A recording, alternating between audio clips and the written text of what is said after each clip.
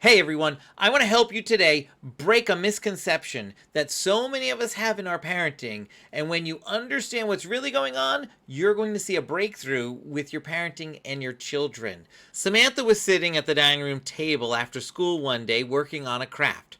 Her mother told her to set the table for dinner. This was the third time Mom said to set the table. And finally, Samantha gets up from the table, rolls her eyes, sighs, and starts doing the job.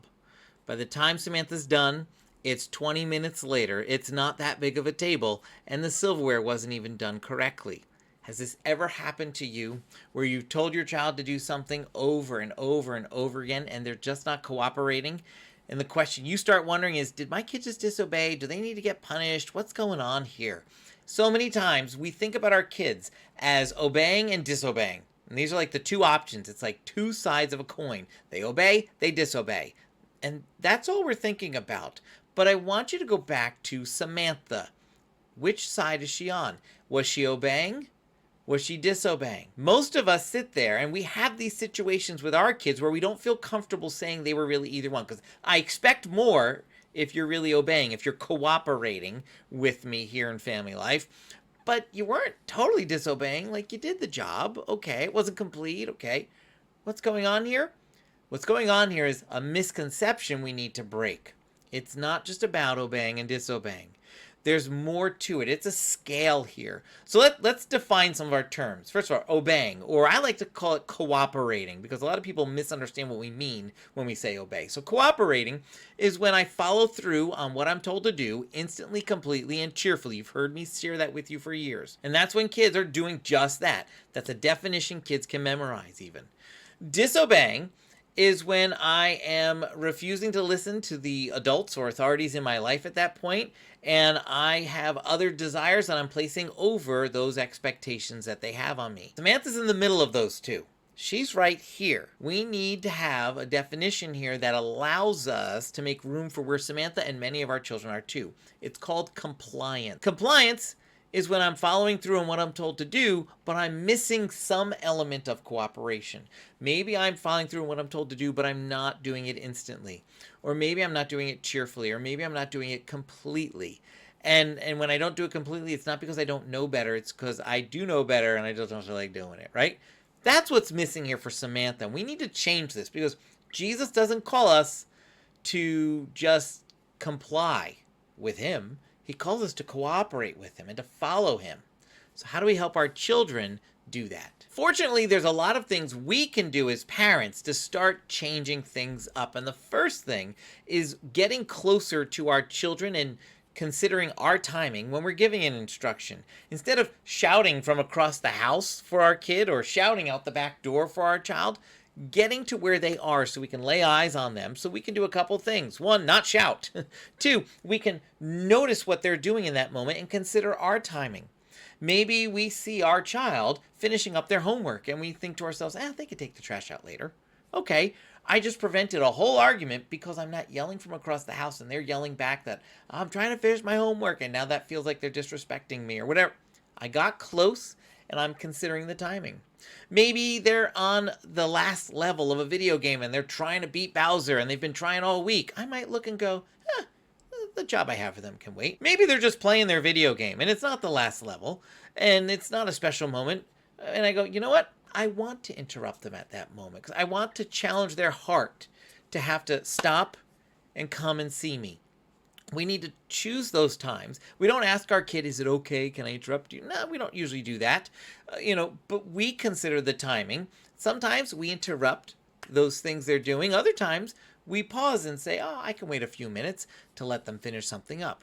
That's considering the timing and getting close to help make this about building relationship. On the flip side, something that we need to develop in our children is understanding that when I use your name, you come when you're called. You say, yes, mom, and you come over. You say, yes, dad, and you come right over. Or if I'm standing right next to you, you stop, put your thing down, and look at me and say, yes, mom, yes, dad. This verbal statement, this eyes on the speaker, acknowledgement that we're talking now, we stop what's going on, and we look here. That's why you're only going to call your kid's name. Don't call and say, Jonathan, you need to take the trash out. Just say, Jonathan, and get Jonathan's attention first. But helping them understand when you hear your name, you come when you're called, and you get ready for an instruction. As we give instructions, we want to be careful to not make them too complex, to not make them multi-step at times, but to give clear, crisp, simple instructions, not asking them if they could do something, but saying, you need to go blah, blah, blah, blah, blah, and then report back to me. Something as simple as that to help them understand, here's your job. And when they hear that, they need to acknowledge that they heard that and get off as if they're on a mission. And when they hear that, they need to acknowledge that they heard that and get going like they're on a mission to go get that job done. Saying something like, okay, Mom, okay, Dad, lets us know they heard the message. Just like if they said, oh, fine, Mom. Well, that tells us we've got an attitude. We need to kind of pause this whole thing, deal with that first. But they need to acknowledge and go get going. While they're gone, we're going to not want to forget that we gave them that job. Some children need us to check in on them a little bit. Some children need us to be in the same room because they just need to feel that bit of responsible pressure to get the job done. Other kids can go off, get the job done, and come on back. But when they're done, we want them to report back in so we can go check their work and send them on their way. It's important for our kids to check back in because we're developing a good habit of being responsible, being accountable in their hearts. And we want to go check their work, one, so we can make sure it's actually done. Two, so we can give them positive feedback on what a great job they did, coach them on anything they need to fix up. And three, so we can tell them, you're all done. You're free to go. It is so important for us to say those words, you're free to go, because that takes the responsibility we've put on their heart in this instruction, and it releases it. It's that same feeling we get on a Friday afternoon when we're done with our work and we finished the tasks we had on the list. Or if you had a big list on Saturday and you were crossing all those things off your list, when you got to that last one, that's what our kids' hearts need to feel when we give them small instructions to get things done. And the way we do that is we let them know they're free to go. As you're working on this with your children, it's going to take practice and practice and practice to get this down routinely.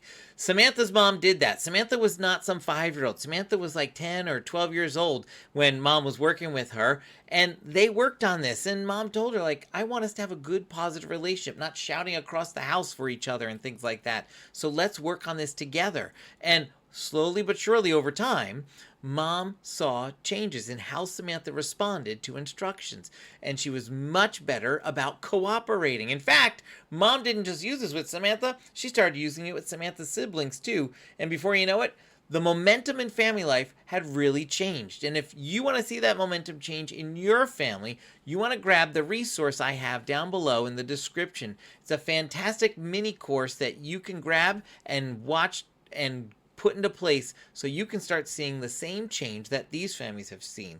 And if you want even more information, you want to